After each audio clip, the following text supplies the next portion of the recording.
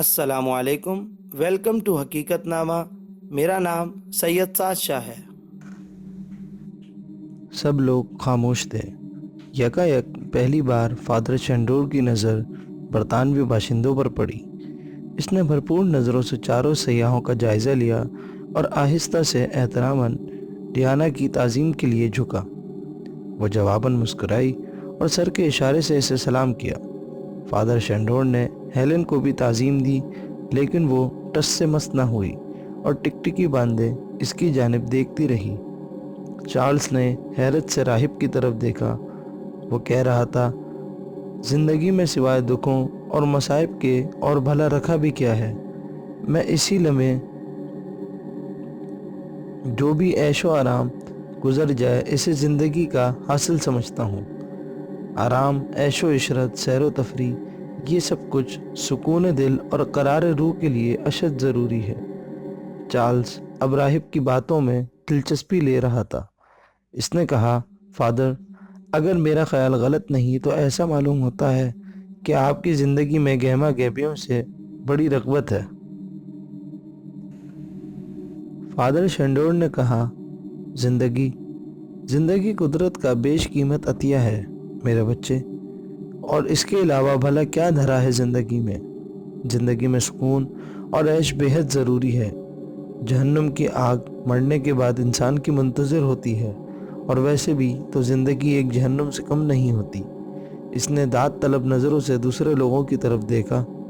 Helen نے بیزاری سے ناک سکوڑی۔ فادر شنڈور نے اپنی بات جاری رکھی، اچھا تو کیا میں پوچھ سکتا ہوں کہ میرے برطانوی مہمان یہاں کارپیتھیا میں اس ٹھٹرے ہوئے موسم میں کیا کر رہے ہیں؟ چارلز نے بڑی خوش اخلاقی سے اپنا اور دوسرے ساتھیوں کا مختصر سا رسمی تعارف فادر شنڈور سے کرایا۔ فادر نے نرمی اور خوش دلی سے گردن ہلائی اور اپنا تعارف کراتے ہوئے کہا، اور مجھے فادر شنڈور کہتے ہیں۔ میں کلین برگ کے سب سے بڑے گرجا گھر کا پادری ہوں اور آپ لوگوں کا حقیر خادم۔ چارلز نے اپنے ذہن میں کلین برگ کے محل وقوع کی ایک مہم سی تصویر بنانی چاہی، لیکن وہ ناکام رہا۔ فادر نے اس کو تذبذب میں دیکھتے ہوئے کہا، میرے بچے، یہ جگہ یہاں سے کافی دور ہے۔ ہاں تو یہ بتاؤ، کیا تم شکار کھیلنے کے شوقین ہو؟ اس نے قیاس آرائی کی۔ چارلز نے جواب دیا، نہیں، مجھے کوئی پیما کا شوق ہے۔ ویسے بھی مجھے سیاحت، قدرتی مناظر سے لطف اندوز ہونے سے جنون کی حد تک عشق ہے۔ خوب، بہت خوب۔ فادر شنڈور مسکرایا۔ اس کی صحت قابل رشک تھی۔ پھر اس نے کہا، مجھے اپنے ساتھیوں سے یہی کہنا ہے کہ یہاں کے لوگوں کے بارے میں میری رائے کچھ زیادہ اچھی نہیں ہے۔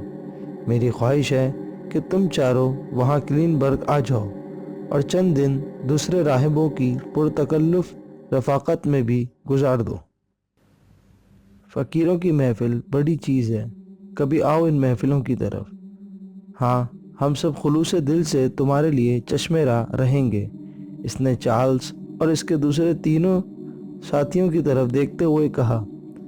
چارلز کی بانچیں اس کی دعوت پر کھل گئیں۔ وہ سوچنے لگا، یہ بھی ایک دلچسپ تجربہ ہوگا۔ اسے ہمیشہ نت نئے اور دلچسپ پروگرام بہت پسند آتے تھے۔ اس نے ابھی کچھ کہنے کے لیے منہ کھولا ہی تھا کہ ہیلن نے اس کی بات کاٹتے ہوئے سختی سے کہا، لیکن کلین برگ جانا ہمارے پروگرام میں شامل نہیں ہے، ہم وہاں نہیں جا سکتے۔ چارلز نے کہا، میرا خیال ہے کہ اگر ہم ایک دن وہاں گزار لیں تو کوئی بھی فرق نہیں پڑے گا، فادر کا دل رہ جائے گا۔ ہیلن بولی، لیکن کل تو ہمیں جوزف سے آج جانا ہے۔ فادر شنڈور چونک پڑا اور بڑی سنجیدگی سے مشورہ دیتے ہوئے بولا، پھر تو میرا خیال ہے کہ آپ لوگوں کو پروگرام فوراً اور بہرے قیمت بدل دینا چاہیے۔ ہیلن کے تن بدن میں جیسے چنگاریاں سی لگ گئیں۔ ہیلن نے بھی اسی لمحے ہیلن کا ساتھ دینا مناسب سمجھا اور نرمی سے بولا، فادر، ہم سب آپ کے بے حد شکر گزار ہیں کہ آپ ہمیں کلین برگ آنے کی دعوت دے رہے ہیں، اور ہم سب آپ کے اس خلوص کے دل کی قدر کرتے ہیں، لیکن ہم نے یہاں آنے سے پہلے ہی اپنا پروگرام ترتیب دے لیا تھا۔ اس نے اپنی صفائی پیش کرتے ہوئے معذرت چاہی۔ فادر شینڈور کے چہرے پر ایک لمحے کے لیے خوف اور بے اطمینانی کی جھلک نمودار ہوئی۔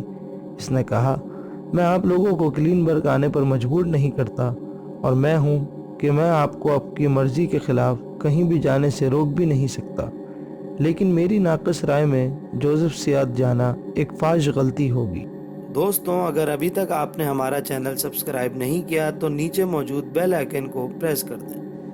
یہ خیال ہی کسی حماقت سے کم نہیں ہے۔ میں آپ کو یہ مشورہ دوں گا کہ آپ لوگ جوزف سیاد ہرگز نہ جائیں۔ فادر نے نرم لہجے میں انہیں تنبیہ کی۔ ڈیانا نے کہا، لیکن ہم نے تو سنا ہے کہ وہ بڑی خوبصورت جگہ ہے، وہ وہاں جانے کے لیے مصر تھی۔ اس نے کہا، ویسے بھی فادر، آپ فکر نہ کریں، ہم لوگ بہت تجربے کار کوہ پیما ہیں۔ کیا وہاں بہت خطرناک اور دشوار گزار چٹانیں اور راستے ہیں؟ چارلز نے پوچھا۔ فادر، کیا آپ اس علاقے کی مشکل سرزمین کی وجہ سے ہراساں ہیں؟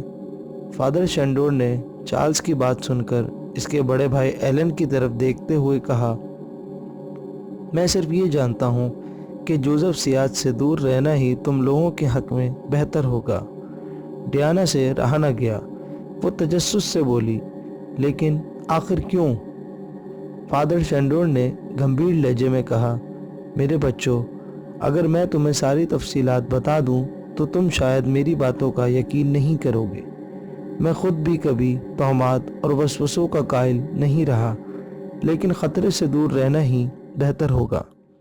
جوزف سیاد دراصل بدروحوں اور خبیث شیطانی طاقتوں اور بدخصلت عفریتوں کا مسکن ہے، اور مجھے ڈر ہے کہ اس معاملے میں وہاں کے رہنے والے لوگ بھی تمہاری کوئی مدد نہیں کر سکتے۔ اس ملک میں اور بھی بہت سے سینکڑوں قابل دید اور خوبصورت حسین مناظر والی جگہیں موجود ہیں، جہاں جا کر تم لوگ زندگی کا صحیح لطف اٹھا سکتے ہو، لیکن جوزف سیاد سے دور رہنا ہی اچھا ہے۔ فادر کی باتوں میں صداقت جھلک رہی تھی، لیکن چارلز نے بددلی سے کہا، تو گویا یہ چیز بھی اب ہمارے لیے ایک چیلنج بن گئی ہے۔ فادر شینڈور نے اس کی بات کا کوئی جواب ہی نہیں دیا اور چلایا، سرائے کا مالک کہاں ہے؟ سرائے کے مالک نے آگے بڑھ کر سراسیمگی کے عالم میں فادر کے ہاتھ سے جام لے لیا۔ وہ دہاڑا، اپنے آدمی سے کہو میرا گھوڑا باہر تھان سے کھول کر لے آئے، رات گزرتی جا رہی ہے اور مجھے ابھی بہت دور جانا ہے۔ پھر وہ چارلز، ڈیانا، ایلن اور ہیلن کی طرف متوجہ ہوا۔ اچھا میرے بچوں، یسوع مسیح تمہاری حفاظت کرے۔ امید تو یہی ہے کہ تم میری باتوں پر اور میری ہدایت پر عمل کرو، لیکن اگر تم ایسا نہ بھی کر سکو تو بھی قلعے کے قریب مت جانا، اسی میں تمہاری بھلائی ہے، اس نے نصیحت کی۔ قلعہ؟ ایلن نے حیرت سے دہرایا، نقشے میں تو کوئی قلعے نام کی چیز ہی نہیں ہے۔ فادر نے مضحکہ خیز انداز میں اس کی طرف دیکھا اور بولا، ضروری نہیں کہ جو چیز نقشے میں نہ ہو اس کا وجود سرے سے نہ ہو، بہرحال تم لوگ قلعے سے دور ہی رہنا۔ یہ کہہ کر فادر تعظیماً سر جھکا کر اور پھر تیزی سے باہر نکل گیا۔ دروازہ پھر سے مقفل کر لیا گیا اور دور رات کے سناٹے میں فادر کے گھوڑے کی ٹاپوں کی آواز گونجتی ہوئی رفتہ رفتہ محدود ہوتی چلی گئی۔ فادر کے جاتے ہی سرائے میں سرگوشیاں اور ہلکی ہلکی آوازیں ابھرنے لگیں۔ یکایک ایلن نے سرائے کے مالک سے پوچھا، فادر نے جس قلعے کے متعلق بتایا تھا، کیا تمہیں معلوم ہے کہ وہ قلعہ کہاں پر واقع ہے؟ سرائے کے مالک نے پھٹی پھٹی آنکھوں سے ایلن کی طرف دیکھا۔ قلعہ؟ کیا قلعہ؟ جہاں تک میرے علم میں ہے مجھے کسی قلعے کا پتہ نہیں ہے۔ سرائے کے مالک نے بڑی بے اعتنائی اور سرد مہری سے جواب دیا۔ صاف ظاہر تھا کہ وہ کچھ چھپا رہا تھا اور جھوٹ بول رہا تھا۔ اس کے چہرے کا رنگ بدلا ہوا تھا، جو اس کے جھوٹ کی غمازی کر رہا تھا۔ ڈیانا نے چارلز سے کہا، ڈارلنگ، مجھے حیرت ہے کہ یہ کمبخت آخر اتنا خوفزدہ کیوں ہے؟ چارلز نے کہا، خیر یہ کوئی بات نہیں ہے۔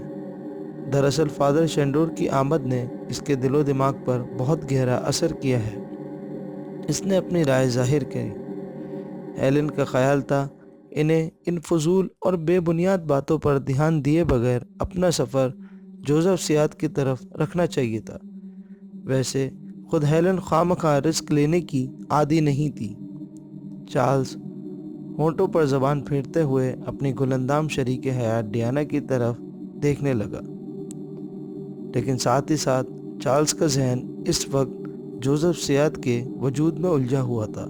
वो सोच रहा था, कौन जाने वाकई वहाँ कोई किला होगा भी या नहीं। इसका ख्याल था कि इन्हें शायद वहाँ कोई नई और दिलचस्प मुहिम ज़रूर पेश आ सकती है। वो सोचने लगा, अगर ऐसा हो जाए तो किस कदर मज़ा आएगा और सफ़र का लुत्फ़ दोबाला हो जाएगा। इसने डियाना का हाथ पकड़ा और सीढ़ियाँ तय कर ऊपर बेडरूम की तरफ चल दिया।